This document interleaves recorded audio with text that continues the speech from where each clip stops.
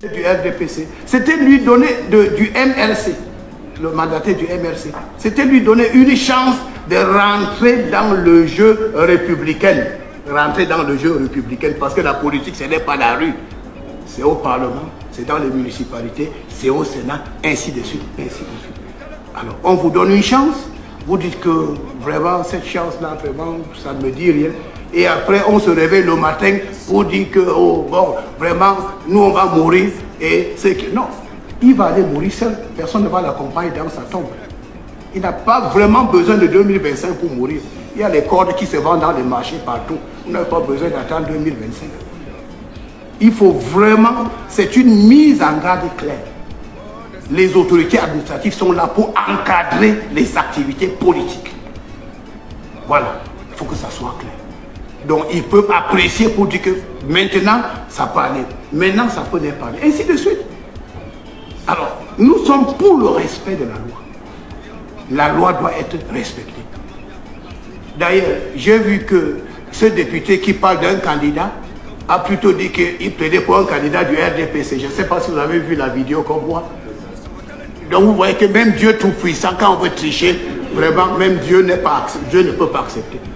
La réalité est qu'il y a un monsieur qui a déclaré qu'il va boycotter les élections, avec pour conséquence boycotter donc la chaîne présidentielle et tout ça. Donc aujourd'hui, tout ce qui va seulement faire, bon, on se dit que bon, vraiment, 2025 c'est mauvais, peut-être dans 10 ans, je peux revenir si j'ai la chance. Mais même si vous voulez venir dans 10 ans, commencez à vous préparer aujourd'hui. Commencez à vous préparer aujourd'hui. Et je vais terminer sur autre chose. Un deuxième parti politique, on me dit qu'il y a une polémique sur le leadership d'un parti politique. Il n'y a pas de polémique. Il s'agit de quelqu'un qui a créé son parti politique. Et il a permis à quelqu'un d'autre de se servir de son parti politique pour aller à l'Assemblée, sur des clauses qui sont claires. Alors aujourd'hui, vous prenez le parti de quelqu'un, vous allez à l'Assemblée et vous dites que vous voulez devenir propriétaire de ce parti politique. Mais je vous pose là que nous avons les nounous dans nos maisons. Les nounous sont là pour garder les enfants. Donc vous voulez dire que la nounou va lui dire que c'est déjà mon enfant. Mais si on laisse ça passer, il faut avoir pitié, les nounous vont partir avec nos enfants. Hein. Si on laisse cette affaire passer là, il faut vous méfier de nous. C'est ça, parce que la nounou est là pour garder l'enfant. Alors, vous devez garder l'enfant, après vous dites que non, c'est moi, je suis devenu le père de l'enfant. D'où vient-il que le ministre de l'administration territoriale croit pouvoir se mettre en surplomb? S'il est candidat, qu'il présente sa candidature. S'il est électeur, qu'il s'assure qu'il a sa carte d'électeur et aille voter le jour venu. Sa fonction de ministre de l'administration territoriale fait de lui un acteur du processus électoral, comme les partis politiques, comme Elecam et comme d'autres acteurs déterminés par la loi.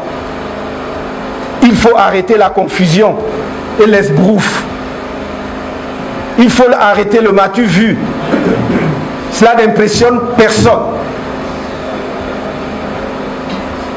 Il faut être un rêveur stupide ou d'une arrogance aveugle pour croire qu'on pourrait ouvrir la boîte de Pandore au Cameroun et que rien n'en sortirait.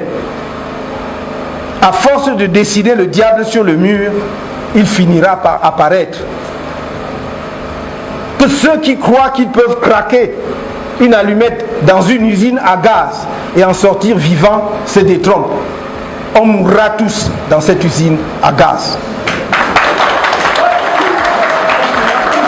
Nous sommes capables de perturber tous les meetings du RDPC. Il faut que l'administration le sache. Et ceux qui veulent que le pays s'embrase en porteront l'entière responsabilité. Ils ne sont pas plus camerounais que d'autres. Nous ne sommes pas un peuple couché. Nous ne sommes pas des dirigeants à plat ventre.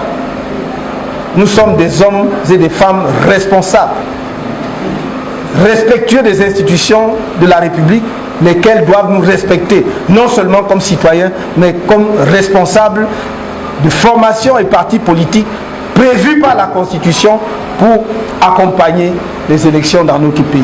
Nous ne demandons rien. Nous ne demandons aucune faveur. Nous demandons le respect et l'application stricte des lois de la République.